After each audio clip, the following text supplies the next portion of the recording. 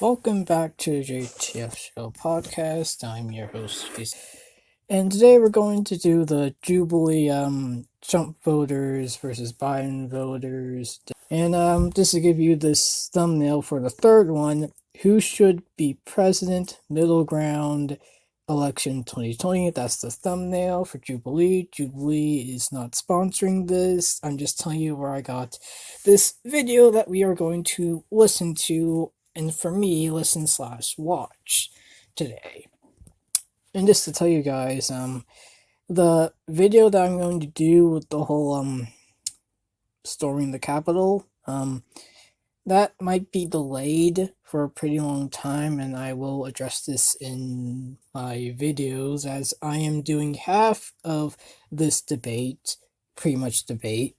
What I'm going to do is on my podcast/recordings now, and the other half of the video of Trump supporters and Biden supporters debate, I'm going to do that on my show/videos.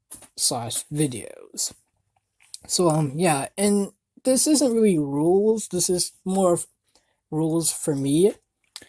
For me, I'm going to do two perspectives of this storm capital perspective and perspective, as in the first thing that I'll answer of these questions that Jubilee gives I'm going to answer it like the storming the Capitol didn't happen yet, and after the storming Capitol happened. So I'm going to answer it in two different ways, in two different perspectives, to pretty much understand how I would feel before Capitol storming and after Capitol storming. So just to tell you guys that. And yeah, let's begin. And also just to tell you guys, I might be eating, so if you hear chewing or anything, that's just me eating, but it'll be fine.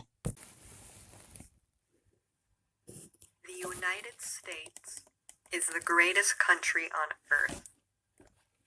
In a sense of, so Pat, before, I'm going to say BSC opinion, which is before storming Capitol opinion, and ASC opinion is after storming Capitol opinion.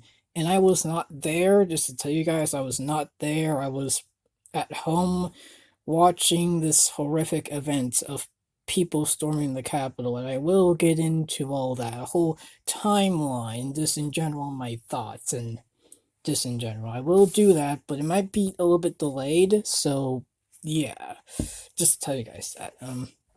So my BSC opinion would be, yeah, greatest country on earth, yeah, pretty much. I mean, we have our problems, but we're still, we are the best, but doesn't mean that other countries are just bad countries. It just depends on it depends. It depends what you mean by, you mean like the United States is the greatest country on earth in general, or in education or economics, because all that's different, all that plays into that. And ASC is pretty much, yeah, the same thing, but I think everybody knows that the world reacted to the storming of the Capitol, and dictators sort of laughed at us, while our allies sort of shook their heads a little bit, like, it's the United States. You don't see something like that in the United States that much. You would see that in other countries, no offense to other countries, but you would, see that in other countries, and I'll just do a whole video on it, but just something like that just never really happened. I think since, I think the news said, I think NBC said storming the Capitol never happened in that way, or just in general, since I think 1700s, 18 something. I think there was another time, but pretty much it hasn't happened. It hasn't happened ever, pretty much, in a sense of a way, or lately.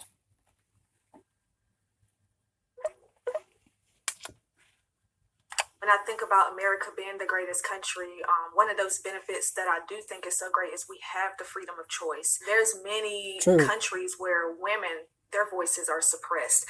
Even typing our thoughts on the internet, that's suppressed. I really, truly, fully believe that America is really the last standing pillar of democracy as a whole in the entire world right now. When it comes to the people having the choice on what direction this country goes, right now, especially in 2020, I feel like we're personally the only country. Oh yeah, sorry guys.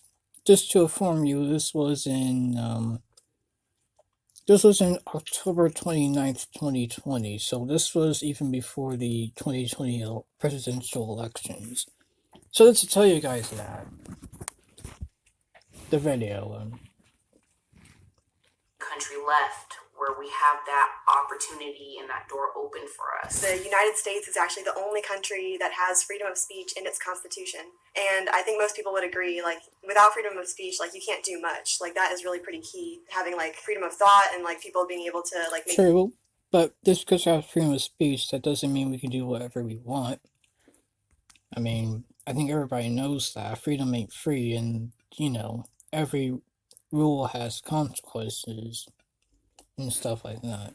Like, you can't yell fire in a theater room there's no fire, and you can't incite violence or speech that incites violence. So there's that. To criticize the government and make changes for the better. You look at other Western countries that we think of as being free countries, they're really not anymore. I mean, in the UK, you have comedians being put on trial for jokes and given prison sentences. See, jokes are very subjective to the audience. It depends on what the audience is. If the audience is hateful, you might have hateful comedy. If it's more loving, you might have a more loving comedy. Jokes are subjective, but some jokes are just objectively good or objectively bad. Like, if I make a joke on the Capitol, like saying, I don't know, like, man, this one more push and they could have gotten Nancy Pelosi, and she would have been like, yeah, Trump's the best, or whatever, and people laugh at that weird joke. That audience might be alt-right or far-right Trump supporters, we do not know. So it just depends on the audience, it depends on the joke, it depends on the comedy, because there's different versions of comedy. So if this person was jailed because they made fun of a shooting that was not really a good joke at all, or not joking at all really with that, then should they be arrested? It depends. If they're it just depends on that country's rule and laws, so it just depends. In Canada, there have been people put on trial for criticizing different politics. So for me, I would say that depending on what statistics you want to use, in America, there's more people in prison. There's more people have guns in this country than anywhere around the world. I think there's other places that also have democracy. There's other places that also have opportunity, and it's not just the United States. By turning my camera off, I did not want to come off as saying I don't think America is a good place, or it could ever be the greatest place. I just think in this moment, it's not the greatest place. This country is the worst. In some cases, I can see this person's point. Country when it comes to COVID response. It's not just because we have so many people, it's because we are doing almost nothing outside of a few democratic states to combat it. I had COVID back in March during the huge outbreak in New York City, where we literally had refrigerated trucks sitting in hospitals because the morgues were full. We don't know the long-term effects of this disease, and we've unfortunately made the debate about deaths versus not, but the reality is it's a disease, and it's wreaking havoc on people's bodies, and we should just be really careful about not letting millions of people get it. But I just wanted to push back on this idea that a lot of people say President Trump hasn't done anything, he's neglected. Well, I mean, he did, did try, okay. Well, I mean, I don't really have to do a BSC opinion or ASC opinion on this. I'm just going to give you, like, a timeline. I mean, yeah, Trump did, withhold something from China, from what I remember. And there was Operation Warp Speed, so, I mean, there is that, but, I mean, other than that, he was kind of against the mask. He didn't say it, but he was kind of against it.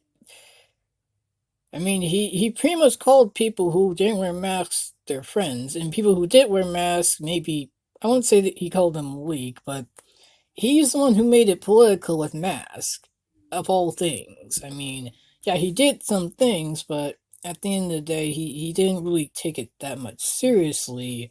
I mean, he even downplayed it. We have voice evidence of that. He did kind of downplayed it, and he knew the dangers of it, but since his supporters were, I guess, against masks, he had to be, because at the end of the day, here's what I think about it. And I'll talk about this with my video with storming the Capitol.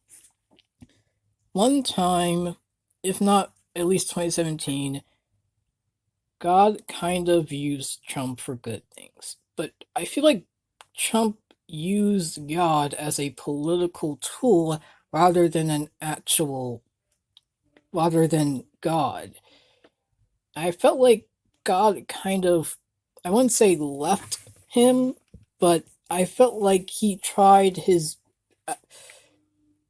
God gave time for Trump to repent of what he did in some cases and use him even more for more good things.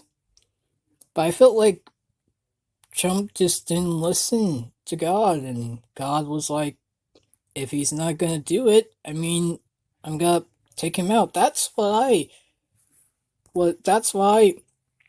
had heard from the Holy Spirit. He told me if Trump didn't change his ways, he wouldn't be president. I know that might be contrary to a lot of other Christian prophecies of the 2020 election, but let's be real. If God can't really use the person, if the person doesn't really want to be used by God, there's nothing you can do. Doesn't mean that God was like, alright, I'll hand it over to Satan, and Satan picked Joe Biden. No. I mean, no, I don't, I can't really comment on that, but no. I think, God takes people of authority in and takes them out. Sorry, he puts people of authority in and takes them out. Doesn't mean that God will use the worst of the worst to do what he does. I really genuinely feel like Trump became this just narcissistic person, and if you were raised I'm just saying, if you were raised by a parent that said winning is everything and losing means nothing, and losing is like the worst sin ever, you might have that. And Trump was raised on that. Not saying that the stuff that he did is right, but he wasn't born as an evil person. Something happened, and we know this. So I just felt like people didn't really pray for our president enough to really change. They prayed for good policies, but not for a good person who's writing those policies. And that is why what Trump is today, in some cases. I mean, we gotta pray for those of authority, their spirit, their heart, not just of what they'll do. Like, yeah, you can do good things and be a bad person, and vice versa. Do bad things and be a good person. But anyways.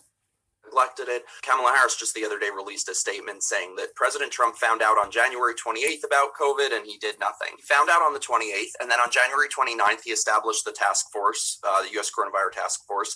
On January 30th, he closed the border to China against what every Democrat wanted. They called it xenophobic. They called him a racist. They said he was hysterical. Actually, nobody really called him xenophobic. If I'm correct, Biden didn't call him xenophobic. I think they called him hysterical. I don't know. But anyways. And through all of February, every leading Democrat was saying, go out to parades, go to Chinatown, it's nothing to worry about. I'm in New York. I don't know if that quote is correct. I mean, if it is, then that would be pretty hypocritical, because, I mean, the Democrats have a pretty strict COVID-19 stuff. I was going to say laws, but I don't know if they would be considered laws. I think they were, and guess what? They've been flying the curve. They've been doing great. But I'm just saying. But I mean, that is a little hypocritical. Like, they say to protest, but yet not to do rallies. But here's the, I guess, Man, no comment. I mean, it's gonna be. I don't want to make this very long. Our Governor Cuomo put COVID patients in nursing homes, which is basically a death sentence when we know that that's the most vulnerable population. One thing that I was kind of glad to see with Trump was, I would say he took a fairly libertarian approach to how he handled coronavirus, even though Very libertarian approach. A very not caring approach. Not libertarian. wanted states to open back up. He did not force them to do so. Even though he wasn't a fan of mask mandates, he didn't bar states from doing mask mandates. Like, And if didn't you he look at do the that with the whole Georgia drama? I don't know. Political coverage of drama. coronavirus, it's often talking about like New York did it this way, Florida did it this way, Texas did it this way. It's often talking about it at a state level. So I do see that as a I mean, win. yeah, not every. I mean, New Orleans isn't New York, and like California isn't like Texas. So there's different laws. The question is, are those good laws? That's the question. As a win in terms of like Trump left the decision up to the states. This is not a one person takes all the blame situation, you know. There was a lot of slow moving parts by the mayor and the governor of New York State that made everything worse. There's no question about that. But at the end of the day, when the governor can't manufacture or acquire personal protective equipment for an outbreak, they can't get enough ventilators, they can't roll out a contact tracing program because they don't have the money for it. You know, at some point, the federal government has to take blame for that, for what is happening here in America. New Zealand went over 100 days without a single case, and that's not because they have a low population. They just did really basic stuff. They said, wear a mask. If you get infected, let's find out who you met with. Let's find Oh, sorry. out what friends and family you're with, and let's tell them to isolate for a few days. It doesn't take a ton of money. It just takes leadership to say, let's do this in every single Exactly. state. I think we should take this virus seriously.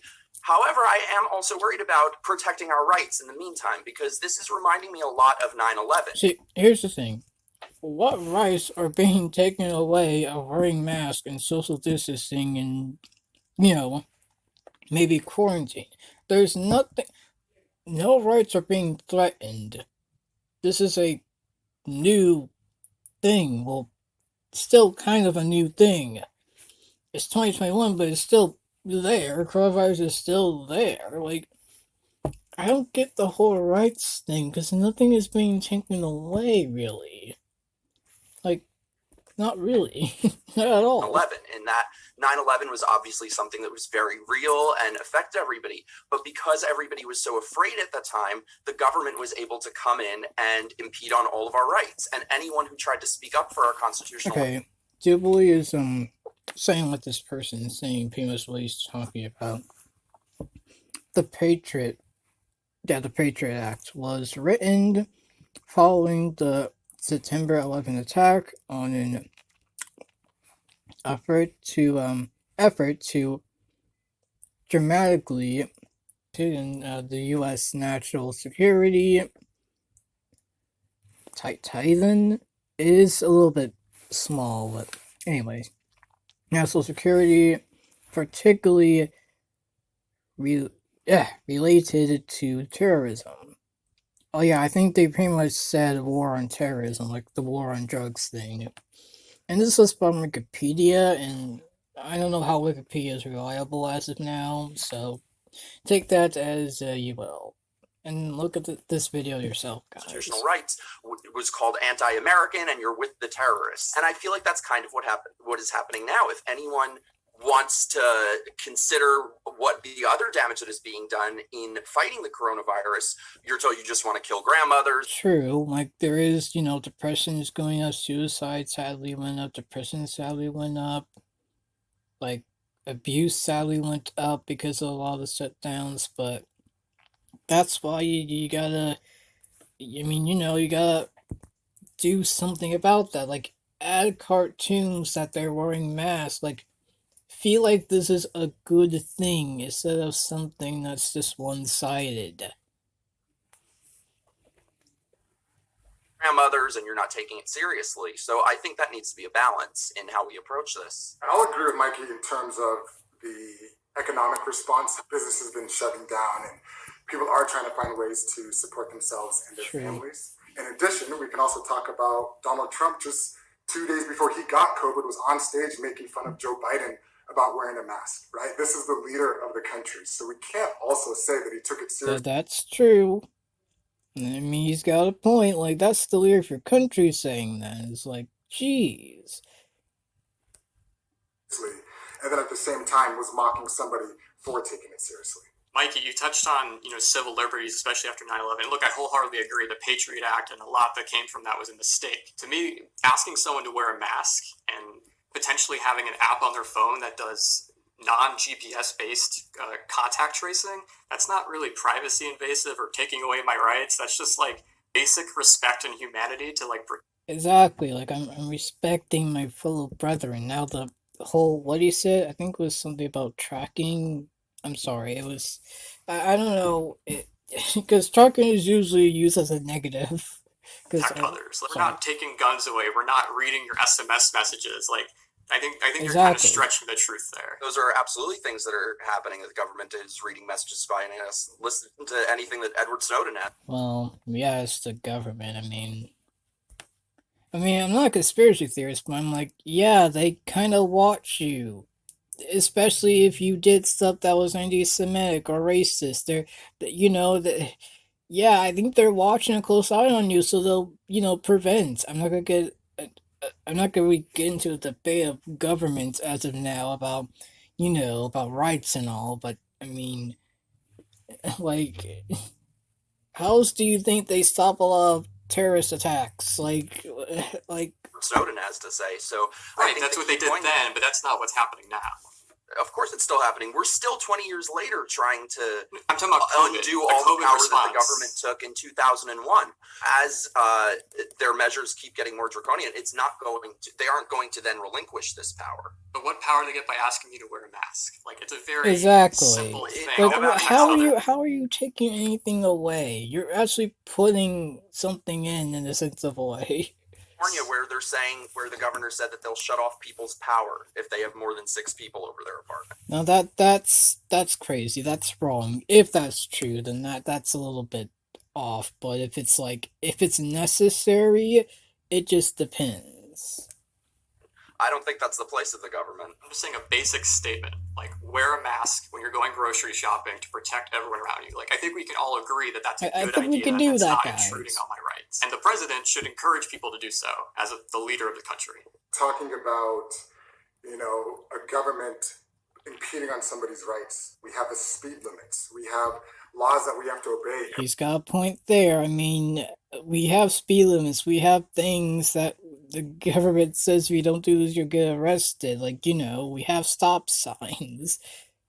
We have mask mandates. Like, we're not truly, in the sense of a way, free. If we were truly free, it would be anarchy with no law and order. Because apparently for some people, law and order is a bondage.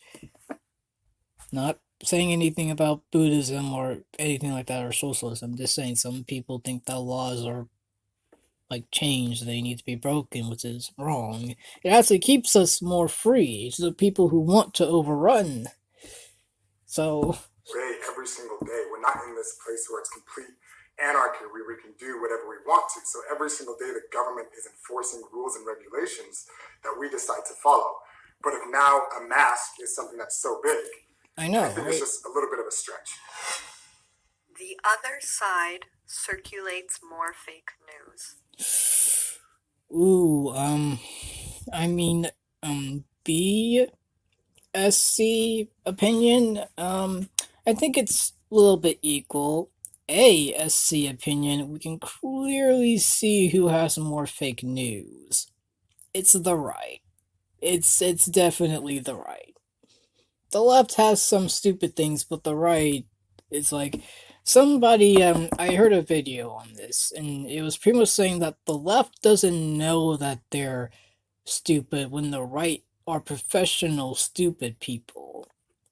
Which is kind of true.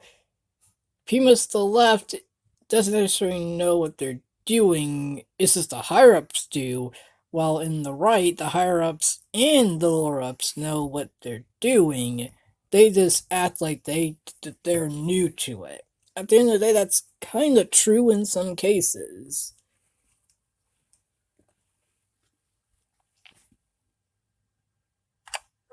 talk about fake news, especially when or in my case, when I'm thinking of the other side, Fox News is like the first one that comes to mind. A lot of the things that they say to me tries to instill fear. It's the rhetoric that they use to try to get people angry or anxious about the opposite side's views. Me being an independent, I listen to everybody. So I'll listen to Fox, but here and there, I will listen to CNN. Okay, well, what's CNN saying? What's MSNBC saying? So the negativity, you look at other things, but I think she's going to say the negativity is usually on the left, which is true. But the left is like, we're all going to die. It's the end of the world. We have 12 days left. And the right's like, no biggie. Keep doing what you're doing. In fact, go on vacation if you want to. One is overreacting, while the other one is the opposite. Downplaying. Pretty much at the end of the day, that's pretty much... Yeah, I mean, I'm not a centrist. I'm a politically I'm a conservative libertarian. I have some conservative views, and other views I have are pretty libertarian. But I'm not a centrist, I don't know how anybody There's a can watch difference. those on a day-to-day basis and feel hopeful. I find this question a little bit challenging. Well, NBC Nightly News with Lester Holt, they usually... I mean, this is why I really love their news, is that... I tried Fox. I tried listening to Fox. So Fox was like the official Steven Crowder show or whatever. It was like, man, is this like a rant or is this news? It's both, I guess. CNN was a little bit too informational to where I'm like, is this really true? NBC Nightly News with Lester Holt, which I usually get a lot of my news from, they usually do, like, almost 99% of the time, at the end and at the beginning, they usually have good things. They have hopeful things. I gotta be honest, so I mean, I guess it depends which NBC you're talking about, I guess.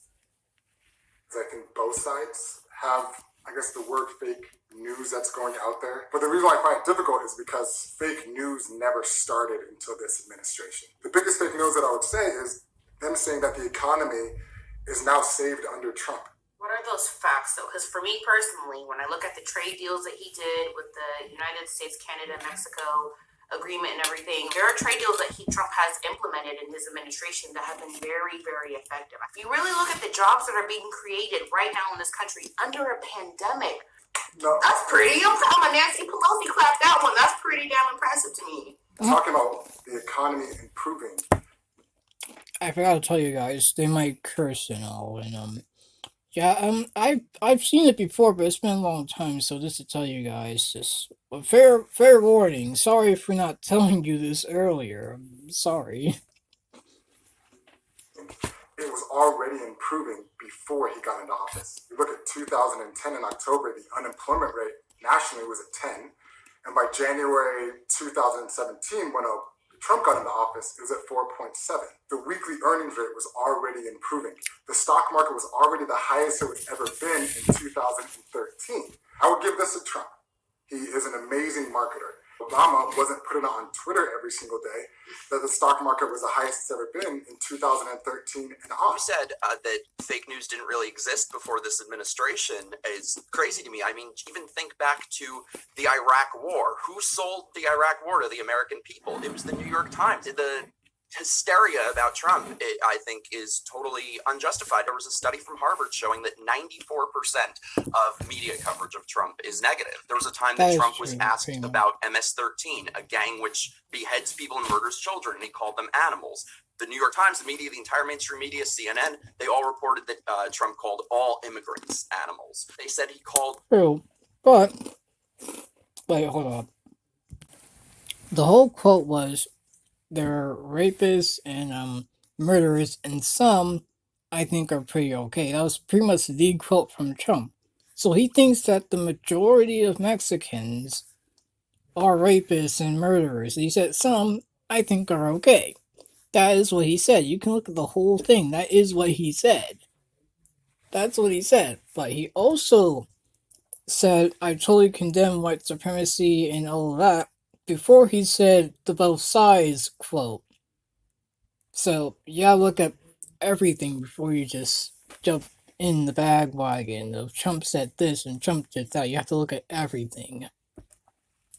He called And the whole neo-Nazis in thing. Charlottesville good people, but they clip out the middle of his sentence where he said, I'm not talking about the neo-Nazis and white supremacists who should be condemned totally. So, I think at this point, everybody knows what they're getting when they watch Fox News. It's a conservative channel, and I feel like they don't. It's very opinionated, and they do what CNN does, pretty much. Really pretend to be anything but that. The problem is that every other channel is Fox News, but for the left. I agree with you. The New York Times sold the Iraq War, and the mainstream media was complicit in selling those lies. That's 100% true. But there's a huge, monumental difference between what Fox and certain right-wing pundits do with media. The New York Times, if they get a story wrong, if they publish misinformation on accident, they issue retractions. Journalists get fired, editors get fired. I know this because I know people who work at these media companies. And in terms of expertise, we also need to touch on that. That's true. If they get one thing wrong, their jobs might be taken away because they take it very seriously. Well, Fox is, I don't know. Fox News does not bring experts on its show. They don't bring climate scientists on their show to talk about climate change. The New York Times actually employs people with deep understandings of all these subject areas. I don't think the New York Times or any of these organizations are perfect at covering politics. Of course they're At the not. end of the day, they do care about truth. The people there do care about truth. I totally disagree with that. I mean, there have been so many studies showing that the vast, vast, vast majority of people employed in mainstream media are all Democrats. I mean, show me It's any not time. about party. Show me where they've That's retracted. not a bad thing, though. Just because they might be all Democrats doesn't mean that they're all, radical. I mean, there are some newsflash guys, there are some Democrats that are good. And also in their newsflash, there are some Republicans that are bad. And vice versa. Retracted saying that Trump called immigrants animals. Show me where they've retracted saying that he called Nazis very fine people. Show me where they retracted that he hasn't condoned white supremacy. So I just saw somebody put together a tweet from CNN that said from 2017 that says Trump condones white supremacy or condemns white supremacy and says racism is evil. And then a tweet from last. I mean, come on, you're gonna take CNN as the whole leftist thing. Again, this is Crowderism. Pretty much Crowderism is becoming the thing that you hate the most to prove what you hate the most is bad. Which makes no sense because you become what you are. Or sorry, you become what you hate. That doesn't prove that what you hate is bad. That proves that you're bad of actually showing why it is bad. In some cases it could work if you're joking or if you're doing something, but if you actually live it, like Crowder in some cases, then yeah. Crowder hasn't been posting on YouTube that much as of now, so I think he's really thinking about his future, and I generally think he might be having some time with God and actually becoming a Christian. So, I can't fully criticize him as of now, because I don't know, or I don't know. I'm not saying anything, I'm just saying that Crowder has left for a pretty long time. But, he'll come back, we'll see. If he changes, then he changes. If he doesn't, from last week saying Trump has never condemned white supremacy. So they're not retracting any of this. I don't remember the past 4 years in great detail because it's been a long time. It's felt like 10 years, let's be real. Oh, please, we all need to drink after this decade. So let's go with the most recent example in memory, which is the debate. He's asked very plainly as a presidential candidate, regardless of party, can you condemn the extremist people in this country who literally hate and want to kill and harm other people? That should be the easiest. That should have been the easiest answer. Easiest toss for any political candidate to do. And he answered in the affirmative. Yeah, he said. No, he said. I think he said, do I condemn them? And then he was saying, who? What do you mean? The moderator said, Proud Boys and all that. And he said, all right, Proud Boys. And then the moderator said, Proud Boys to stand back or to something like that. And Trump said to stand back and stand by. Now, do I think that Trump could have been pressured? A little bit, but he could have just said, yeah, I condemn all all hateful people or all neonazis. Like, he could have just said that. I know he's the president. I know he has a lot of hate on him. So there's that, but sometimes Trump isn't fit for the job, and I have to admit he wasn't. Maybe he was in some cases, but a lot of cases he wasn't fit for it. He wasn't fit for the pressure of he wasn't fit for the pressure of being pretty much the leader of the United States of America. In some cases he was, but in a lot of cases he wasn't. He said sure, stand back. He did not. No, he He said said stand guys, back, guys, stand guys. by. No, he said sure, and then after that, he then said, "Well, look at Antifa and all those other people." He actually switched the blame. This was not. Oh yeah, he something did that. He did do that. So it's like saying you're not gonna say anything about these right-wing people because they might vote for you. I'm just saying. I mean, I think Trump doesn't know, but kind of does, but just doesn't want to take the blame. He doesn't want to take responsibility in some cases. We saw this live happening. He didn't say white supremacy is a good thing. He didn't avoid trying to condemn white supremacy.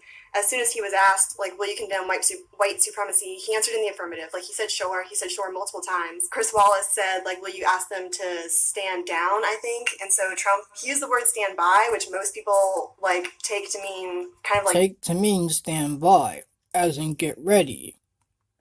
As in get ready for something to happen. If I said, hey guys, stand by for blah blah blah, that means get ready for this. Stand by for the next premiere of blah blah blah. As in get ready, get prepared. That's what people say by stand by. Kind of like be on the ready. And I'm sure you guys all watched the debate. But I would say that if you go back and watch the entire clip leading up to that, I would say it's pretty hard to deny that Trump was saying, like, yes, I will disavow white supremacy. But as a leader, we should know that we do need to be careful in those moments when 7 million or how many ever millions of people are watching this on that platform, that we use those words correctly. It makes me afraid to leave my home. It makes me think, well, they are being supported by him and they want to push whatever he wants them to do. So even just thinking about those terms, and even kind of bringing it more so towards like my local city, when we think about media and what they want to put on TV and what they want to put in the headlines, I was a part of almost too many peaceful protests that not one camera was around. But as soon as you saw... Yeah, that sadly happens. It is a narrative.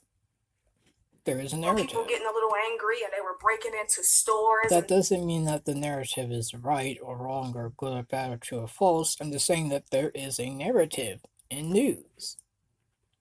In a lot of cases. In some cases, there is a narrative. It's just the news, like C-SPAN.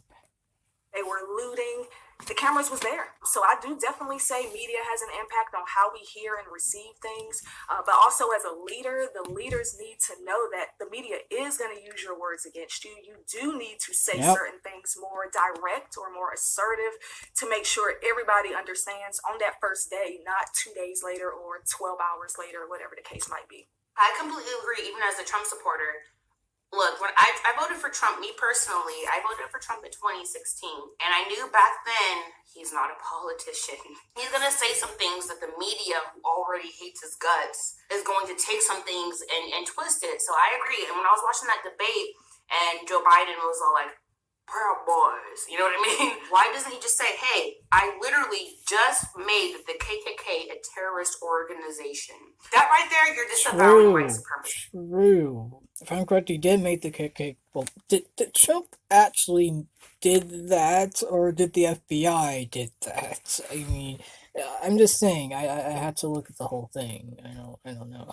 I wish he would have said that instead of saying the stand back and stand by thing. To respond to what we were talking about, what you were saying, Shai, is I feel terrible that you would watch that and get that impression. I think that that's a total failure of the Trump campaign. You know, just between us, I was watching the debate and screaming at my TV, why aren't you talking about the things that you've done? It was so infuriating to me. Yeah, I mean, I think that, that's how he kind of wins. He says, like, I did this and I did that, and the factors are like, oh my gosh, he kind of did. And it's like, oh, like, I mean, I think he did that in 2016. And, I hated Trump in 2016. I didn't vote for him.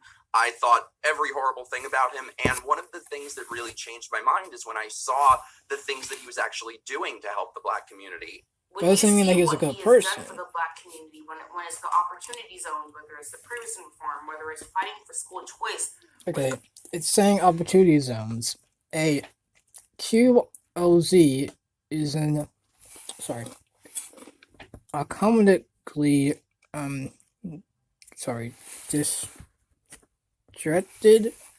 distracted community where new investments under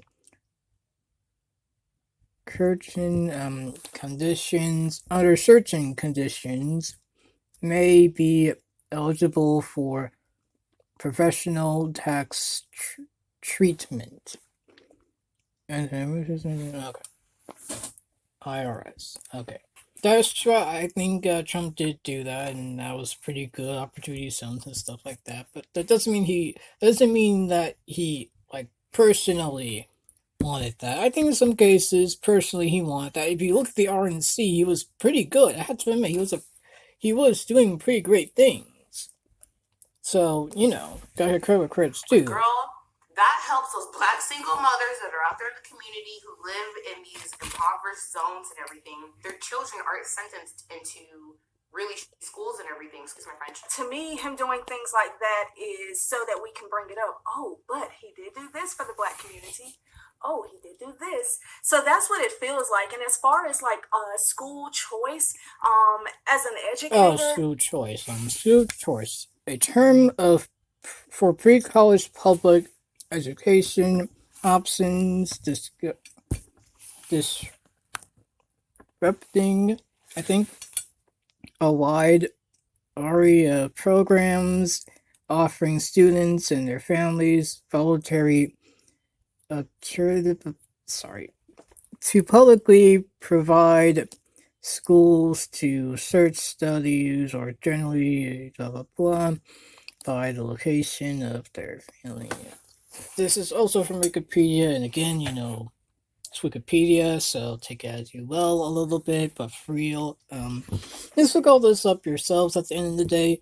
I don't really get the debate of school choice. I think the family should choose the school that they know that their kids should pick. I don't really understand the whole information of school choice and all that, and how it's a debate between that. I don't know. Hater, that literally almost can demolish the public school system. Why not fix the public schools that are currently crumbling? Why not provide extra funding to those schools? Why is it that those students have to rely on schools just for food? I'm teaching out of a textbook from 2008. So it literally does not even have Obama in that textbook. President Trump is not in that textbook. So yes, he has plans that have helped the Black community. But I think it is a cop to say, yes, I've helped the Black community in this way, but I'm still not going to tell them. I think. Oh wait. Proud Boys to leave y'all alone. Oof. Ooh. I'm not gonna get into that one, but anyways, I think the problem with Trump and race relations is that he threw money at it instead of actually throwing his heart into it. And that was the big problem. Like, that's all he can say about the Black community. Like, I gave them money, vote for me. And Biden's like, I used to be where they were. Vote for me because I understand you. Trump honestly doesn't understand the Black community. He understands Black business people, but not the Black community. And at the end of the day, that's what he did. He threw money at the problem of race relations instead of actually throwing his heart into it or putting his heart actually into it. But again, he was raised in a way that, honestly, it made sense that he threw money at it. Because I think all his life, that's what he did. He threw money at his problems instead of actually doing something about it. Well, Biden actually did that. Sure, he made a lot of mistakes that are like, okay, you gotta stop. But he at least tried to be a better person. Well, Trump, he kind of did, but yikes.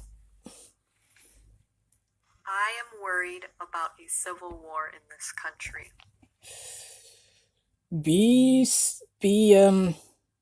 BSC opinion, I don't necessarily think so.